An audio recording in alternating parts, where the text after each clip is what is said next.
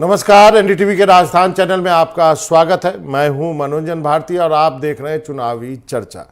चुनावी चर्चा में आज हम बात करेंगे अपने सहयोगियों से। हमारे साथ दो मेहमान भी हैं, उनसे भी बात करेंगे। सबसे बड़ी बात यह है कि आज जो है काफ़ी अहम दिन है राजस्थान में विधानसभा चुनाव को लेकर के, क्योंकि आज की रात जो है जिसको कहते हैं कत्ल की रात, जो चुनाव के पहले की रात होती है, आज की रात में बहुत कुछ हो जाता है। वैसे देखा जाए तो सरकार ने पुख्ता इंतजाम किए हैं। जो ईवीएम जो है वो अलग अलग सेंटर से भेजे जा रहे हैं पोलिंग बूथ के लिए, और कल जो है सुबह से पोलिंग शुरू हो जाएगी। हम पहले अपने सहयोगियों के पास चलेंगे। बाल वीरेंद्र हमारे साथ हैं, वीरेंद्र शेखावत हमारे साथ हैं। इनसे बात करेंगे और जानने की कोशिश करेंगे कि किस तरह के इंतजाम जो हैं किए गए हैं पोलिंग के लिए राजस्थान में। अमूमन तौर पे आप जानते हैं कि राजस्थान में कुछ ज़्यादा हंगामा होता नहीं है, शांतिपूर्ण ढंग से चुनाव होते हैं, लेकिन फिर भी अति संवेदनशील कुछ बूथ बनाए गए हैं जहां पर जो है सुरक्षा के पुख्ता इंतजाम किए गए हैं।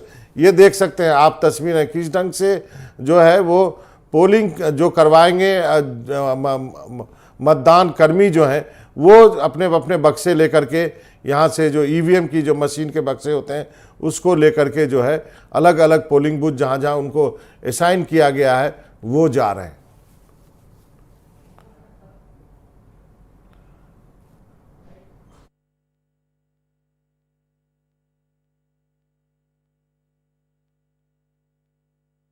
चाहूँगा हमारे साथ वीरेंद्र शेखावत भी है। बाल, अब आप मुझे बताइए कि कैसा इंतजाम है, किस ढंग की तैयारियां की गई है। देखिए, जिस तरीके से राजस्थान के अंदर धुआंधार दोनों ही पार्टियों ने जो प्रचार प्रसार किया है, एक दूसरे पे आरोप प्रत्यारोप किया है, तो अब जो कह सकते हैं कि जैसे आपने कहा कि आज की रात कत्ल की रात है दोनों ही संगठनों के लिए, क्योंकि राजस्थान के अंदर बीजेपी और कांग्रेस हैं वो मुख्य संगठन के रूप में जाने जाते हैं और इसके अलावा छोटे दल हैं वो अलग हैं। अगर बात की जाए आज के पूरे जो चुनावी कार्यक्रम की, तो सुबह 11 बजे से ही जो अलग अलग जगह पे जो जिनकी कह सकते हैं कि मतदान करवाने के लिए एक कह सकते हैं कि जो ट्रांसपेरेंट तरीके से मतदान कराने के लिए हर जगह जो कह सकते हैं कि जो राजस्थान के हर क्षेत्र में जो चुनाव आयोग के द्वारा तैयारी की गई और वहीं पे सुरक्षा बलों को तैनात किया गया है। इसके अंदर आरपीएस भी है, इसके अलावा आप देखेंगे एसटीएफ भी है, इसके अलावा आरपीएफ भी, तमाम जो पुलिस के जवान हैं उनको तैनात किया गया है और ऐसे जगहों को चिन्हित किया गया है जहां पे कह सकते हैं कि जो डाउट लगता हो कि यहाँ पे जो वोटिंग है उसके अंदर दिक्कत आ सकती है। और प्रदेश भर के अंदर लगभग कई ऐसे जो अपराधियों को भी चिन्हित किया गया है, उन्हें साफ तौर पे वार्न किया गया कि चुनाव के दौरान अगर कोई भी आपका आता है मामला तो उसके ऊपर कानूनी कार्रवाई की जाएगी और साथ ही उन लोगों को कोर्ट की तरफ से भी नोटिस दिया गया। और सबसे बड़ी बात यह है कि राजस्थान के अंदर अगर मतदाताओं की बात की जाए तो लगभग 5 करोड़ से अधिक मतदाता है राजस्थान के अंदर।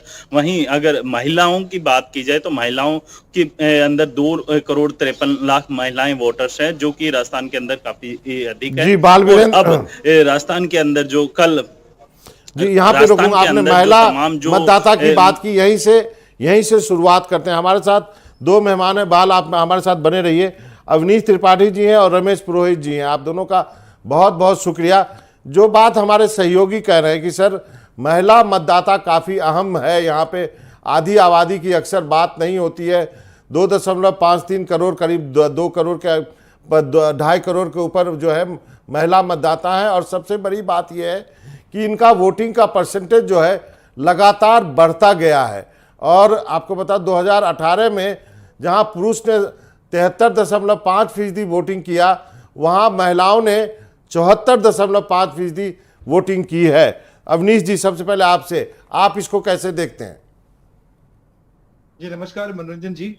मुझे लगता है कि महिलाएं हमेशा से बहुत सक्रिय रूप से इसमें भूमिका निभाती रही हैं और पिछले कुछ सालों से जब से एक जागरूकता बहुत ज्यादा बढ़ी है और महिलाओं के लिए खास तौर से जो गांव ढाड़ी की महिलाएं हैं उनके लिए एक तरीके का ये उत्सव होता है, क्योंकि उनका बहुत ज्यादा पब्लिक पार्टिसिपेशन होता नहीं है, लेकिन जब इस तरह का चुनाव होता है तो वो बढ़ चढ़कर बाहर जाती हैं और अपनी इच्छा के अनुसार जिसको भी वो चयनित करना चाहती हैं उसका वो चुनाव करती हैं। पिछले कुछ महीनों से देखा जा रहा है दोनों ही जो सक्रिय पार्टियां, चाहे वो कांग्रेस हो या बीजेपी हो, वो ये जो आधी आबादी है उसको अपनी तरफ आकर्षित करने का भरपूर प्रयास कर रही है। चाहे वो बीजेपी की तरफ से लाडू योजना चलाई जा रही है जिसमें वो 2 लाख रुपए का एक बॉन्ड दे रहे हैं, जो 18 साल तक जो है वो एक बच्ची को पैदा होने से लेकर 18 साल तक अलग अलग वर्ष में अलग अलग पैसा मिलेगा, या महिला मुखिया योजना जो कांग्रेस ने चलाई है और जिसके तहत वो उनको एक बड़े मुश्त जो है या 10,000 रुपया पर मंथ देने की बात कर रहे हैं। पर मुझे लगता है कि दोनों ही योजनाएं लाने में दोनों पार्टियों ने थोड़ी देर कर दी है।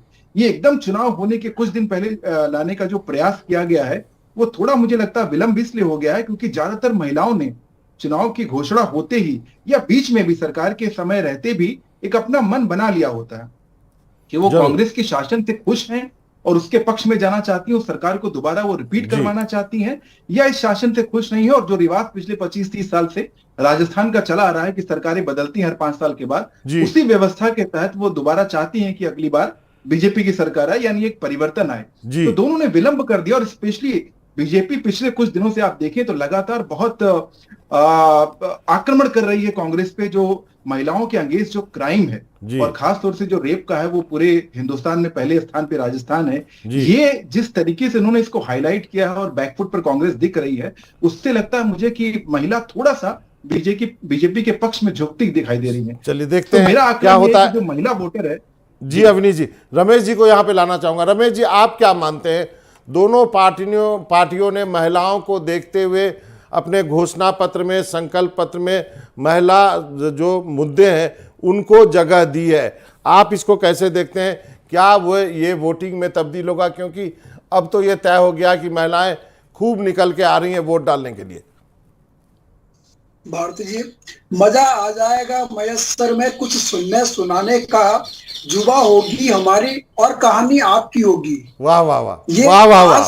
आज का जो दिन है ना, आज का दिन रात, वो यही संकेत है लोग नेताओं के लिए, जो पॉलिटिकल क्षेत्र में जो काम करने वाले, जो जन नायक अपने आप को जन नेता है, उनके लिए है कि वो सुनने सुनाने को तैयार बैठे हैं और सुनने के लिए उनको तैयार। जो आदमी 5 साल तक लोगों की नहीं सुना, वो कल का दिन उनके लिए है कि वो सुनाएंगे उनको कि आपने हमारे लिए क्या किया और क्या नहीं किया, कितना किया, कब किया, कैसे किया और क्यों किया। तो यह जो वक्त है आज का दिन, वो आज का दिन भारतीय राजनीति कह लो, खास करके राजस्थान की राजनीतिक व्यवस्था, जबकि यहाँ पे कल चुनाव होने जा रहा है, बहुत महत्वपूर्ण है आज का दिन विशेष करके। हालांकि जब ये हमारे जो साथी बैठे वो बता रहे थे, निश्चित रूप से लोग बहुत पहले से ही मन बना चुके हैं इसका कि किसको वोट देना और किसको नहीं देना और क्यों देना और कैसे देना है। सबसे बड़ी बात है कि आप लोगों के लिए क्या करते हो, इसके पीछे की मंशा क्या है, और सबसे बड़ी बात है टाइमिंग, वो कब होता है। अगर आप चुनावी साल के 5वें साल में अगर जाकर के सारी चीजें, सारी सुविधाएं, लैपटॉप हो, फोन हो, मोबाइल हो, कुछ भी हो, रसोई गैस हो, ये जो सारी सुविधाएं अगर आप 5वें साल में आकर के लोगों को देते हो, तो 4 साल तक का हिसाब भी तो लोग पूछेंगे कि इन 4 सालों में सरकार ने क्या किया। रही बात इस कांग्रेस सरकार की, तो निश्चित रूप से यह जो कांग्रेस की सरकार, गहलोत सरकार है, वह कई दुविधाओं में फंसी रही 5 साल तक। 5 साल तक दुविधाओं में फंसी रही कि 2 साल तो कोरोना के चले गए और बाकी का जो समय है वो आपसी झगड़ों में, आपसी जो गुटबाजी में, उसमें निपट गए। तो सरकार को काम करने का जो वक्त होता है, वो काम नहीं किया जी, मिला ही नहीं। इसीलिए भारती जी, निश्चित रूप से लोगों के बीच में ये सवाल है और ये एक बात भी है कि जब सरकारें इस तरह से काम करती है कि अगर वो करना भी चाहे तो नहीं कर पाती और करना नहीं चाहती है वो करके चली जाती है। अब जो 1 सेकंड के लिए कि ये जो घोषणाओं की और जो बात कर रहा है महिलाओं के लिए क्या किया, वो 5वें साल में आप करते हो, तब सवाल 5 साल में वो तर्क दिया जाता, 5 साल करते तो फिर अगले 5 साल के लिए जो है वो घोषणा पत्र क्या देते। बहरहाल आपका पॉइंट मैं मानता हूं कि आपका बहुत स्ट्रांग पॉइंट है। बाल वीरेंद्र के पास चलते हैं। एक अब आता हूं एक और जो है समूह है उस पर बात करते हैं, वो है दलित वोटरों का। दलित जो SC ST रिजर्व जो सीटें हैं वो करीब 34 है यहाँ पे। 2018 में बीजेपी को इनमें से 12 और कांग्रेस को 19 सीटें मिली थी। बाल वीरेंद्र, आप मुझे बताइए कौन कौन से ये इलाके हैं जहां पर फोकस किया जाएगा। 3M की बात हो रही है राजस्थान में, क्या लगता है आपको? फिर मैं अपने दोनों मेहमानों के पास जाऊंगा। आपका क्या आकलन है बाल वीरेंद्र? देखिए, अगर आप राजस्थान की राजनीति को देखते हैं तो कहा जाता है कि राजस्थान के अंदर जिन्होंने दलित और आदिवासी जो वोटर्स हैं उनको साथ लिया है तो वो राजस्थान के अंदर राज करती है।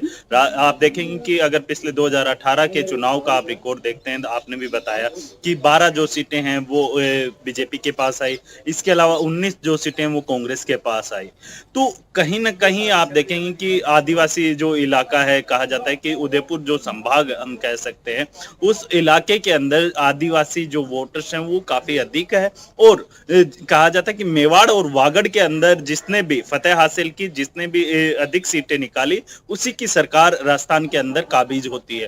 तो कहीं ना कहीं राजस्थान के अंदर दोनों ही दल, चाहे बीजेपी हो या कांग्रेस, दोनों ही दल लगातार जो दलित महिला वोटर्स हो या फिर दलित वोटर्स हो, उनको साधने की कोशिश कर रही है। आप देखेंगे कि मुख्यमंत्री अशोक गहलोत ने जब ऐन वक्त चुनाव से पहले ही अपनी जो आदिवासी वोटर्स को साधने के लिए एक जो कह सकते हैं कि कमेटी, माफ कीजिएगा, एक उसका गठन किया था। उसके अंदर आदिवासी वोटर्स को साधने की कोशिश की गई और उनको किस तरीके से आगे बढ़ाया जाए, किस तरीके से महिलाओं को, जो अन्य समाज की जो महिलाएं हैं या अन्य तबके के जो वोटर्स हैं, उनके साथ किस तरीके से उनका विकास किया जाए, इन तमाम चीजों को लेके जो मुख्यमंत्री अशोक गहलोत ने अपनी स्कीम्स में शामिल किया था। आप देखेंगे कि राजस्थान के अंदर अगर अशोक गहलोत सरकार की जो स्कीम्स देखते हैं तो उसके अंदर हर वर्ग को साधने की कोशिश की है, चाहे इसमें आदिवासी वोटर्स हो, चाहे वो दलित वोटर्स हो, चाहे वो अन्य जातियों के। जैसे जैसे चुनाव नजदीक आते हैं उस दरमियान अलग अलग समाज के, अलग अलग जो कह सकते हैं कि जाति वर्ग के उनके समाज के जो रिलेटेड जो संगठन उनका निर्माण किया जाता है और उनके गठन के बाद वहां पे उसी समाज के दोनों पार्टियां जो है लगाया जाता है। उन्होंने कोई कसर नहीं छोड़ी है। अब मैं आता हूं अपने दोनों मेहमानों पे, आदिवासी वोटर्स के बारे में भी वो जानकारी दे दूं कि कुल 13.5% आदिवासी वोटर हैं। 2018 में यदि बात करें तो बीजेपी को 11 और कांग्रेस को 14 सीटें मिली थी, अन्य को 6 सीटें मिली थी। अब आते हैं सबसे पहले अवनीश जी आपके पास। राजस्थान में आजकल 3M की बड़ी चर्चा हो रही है। मुस्लिम, माली, मीना, ये क्या फैक्टर है? ये मैं पढ़ रहा हूँ, आप हमारे दर्शकों को बताएंगे ये क्या फैक्टर है? पुरोहित जी मुस्कुरा रहे हैं, सर आपके पास भी आता हूँ। पहले अवनीश जी आपसे। ये देखिए, तीनों बहुत महत्वपूर्ण है और जिस तरीके से मैं कहूंगा कि अगर मैं मुस्लिमों की बात करूं तो एक तरह का इल्जाम भी मैं कहूंगा और एक तरीके से पॉजिटिव पक्ष भी कांग्रेस के पक्ष में ये रहा है कि एक बड़ा मुस्लिम मतदाता है वो कांग्रेस के पक्ष में जो है वो झुका हुआ साफ प्रतीत हो रहा है। और इसी बात का बीजेपी लगातार जो है वो उन पर आक्रमण करके और बड़े हिंदू जो वोट का एक बड़ा हिस्सा है उसको अपनी तरफ ध्रुवीकरण करने की कोशिश कर रही है। तो जहां तक मुस्लिम के वोट की बात है, और चूंकि माली समुदाय के कई बड़े नेता कांग्रेस के साथ जुड़े हुए हैं, इसलिए मैं कहूंगा कि माली समुदाय का भी एक बड़ा जो वोट बैंक है। अपने दर्शकों को बता दें कि मुख्यमंत्री भी उसी समुदाय से आते हैं। जी बिल्कुल बिल्कुल बिल्कुल, इसलिए कई जो बड़े नेता हैं चूंकि उसी समाज के हैं और इतने बड़े पद पर हैं, तो बहुत सारी चीजें उन्होंने योजनाएं उनके लिए लागू भी किया। और हर समाज ये चाहता है कि उनका जो अगर नेता अगर शीर्ष पे बैठा हुआ है तो वहां से उनको कुछ फायदा होने की अपने समाज के लिए हमेशा एक उम्मीद रहती है। ये तो उनके लिए पॉजिटिव पक्ष है। नेगेटिव पक्ष जो दिख रहा है कि सरकार तभी रिटेन कर पाती है जब उसने कोई एक्सेप्शनल काम किया हो। नॉर्मल जो ट्रेंड होता है वो ट्रेंड ये होता है कि एंटी इनकम्बेंसी की वजह से सरकारें बदल जाया करती हैं, क्योंकि आदमी की बहुत अपेक्षाएं होती हैं सरकार से और वो सारी अपेक्षाएं पूरी नहीं हो पाती। 5 साल के अंदर आदमी की अपेक्षा पूरी नहीं होती तो वो चाहता है परिवर्तन कर करके शायद मुझे इस पार्टी से जो मेरी उम्मीदें थी वो शायद पूरी हो जाए। तो पिछली बार जो ज्यादा सीटें कांग्रेस ने जीती थी, लेकिन इसके बावजूद आदिवासी समाज की बहुत सारी समस्याएं सॉल्व नहीं हुई। वहां पर जिस तरीके का विकास होना था वो विकास नहीं हो पाया, इसलिए उनके अंदर कहीं ना कहीं एक मैं कहूंगा कि क्षोभ भी है, गुस्सा भी है और वो उस तरीके से सरकार को बदलने के पॉइंट ऑफ व्यू से देख रहे हैं। तो बड़ी कड़ी स्थिति है दोनों ही तरीके से। एक तरफ पॉजिटिव है कि समाज का एक नेता शीर्ष पर बैठा हुआ है, वहां से उम्मीदें हैं, और दूसरी तरफ ये है कि बहुत सारी आशाएं उनकी जो पूरी होनी थी वो पूरी नहीं हो पाई, इसलिए निराशा भी है। तो देखना बड़ा निर्णायक होगा कि कल क्या सोचकर वो समाज जो है वो अपनी पार्टी के रमेश जी पक्ष के में पास वोट चलते देता है। हैं। रमेश जी, ये इन तीनों के बारे में आपका क्या आकलन है, साथ में ये गुर्जर वोट को भी लेकर के आप यदि कुछ कहना चाहें तो। भारती जी, दिखा दूंगा सरे मयस्सर, दिखा दूंगा सरे महफिल, वो मेरे सामने होंगे, ये दुनिया देखती होगी। जी कल का दिन ये दुनिया देखेगी कि हमारे जो नेता 200 कैंडिडेट्स खड़े हुए हैं, बीजेपी, कांग्रेस और भी है, निर्दलीय है और भी विभिन्न पार्टियों के जी। हैं, उनके लिए क्या हालात होने वाले हैं। आप जब लोगों को कुछ डिलीवर करते हो, कह के जाते हो कि हम ये करेंगे, और जब वो डिलीवर होता है, नहीं होता है, कैसे होता है, वह निर्णायक दिन कल का दिन है। हाँ। अब आप सवाल कर रहे हो कि जातिवाद का और गुर्जर का आपने नाम लिया, तो अभी प्राइम मिनिस्टर ने कल ही गुर्जरों के बारे में जो बात कही है वो लैंडमार्क बात है, वो बहुत गहरी बात कह दी उन्होंने। समझदार के लिए इशारा काफी है, और ना समझे वो अनाड़ी है। कारण यह है कि राजनीति में कई बातें जो होती है वो सामने दिख जाती है, और कई बातें ऐसी होती है जो सुनाई भी देती है और नहीं भी सुनाई देती है। तो जो प्राइम मिनिस्टर नरेंद्र मोदी ने जो कल गुर्जरों के बारे में कहा, और परोक्ष रूप से सचिन पायलट को, हालांकि सचिन पायलट को बाद में है जो इसके बारे में जो स्पष्टीकरण देना भी पड़ा, लेकिन मैं ये कहना चाह रहा हूं कि जिस दिन वोट कास्ट होता है तो ये जातिवाद हो, और जो आप जिन जिन समाजों की और बात की है, वो निश्चित रूप से बहुत बड़ा फैक्टर होता है। और राजस्थान की राजनीति में जातिवाद और समाजवाद, इनको साथ में अगर कॉम्बिनेट करें तो परिणाम उसी के अनुरूप निकलता है, चाहे मारवाड़ हो, मैं यहाँ पे एक रमेश जी आपसे एक सवाल पूछना चाहता हूँ कि जो एससी वोट है उसमें देखा जाए तो 20% वोट जो है कांग्रेस बीजेपी को छोड़ के अन्य पार्टियों को भी मिलता है, जिसमें केवल 2% वोट बीएसपी को जाता है, बाकी 18% वोट बिखर जाता है। ये एक दोनों दलों के लिए, ये कांग्रेस और बीजेपी के लिए चिंता की बात होगी।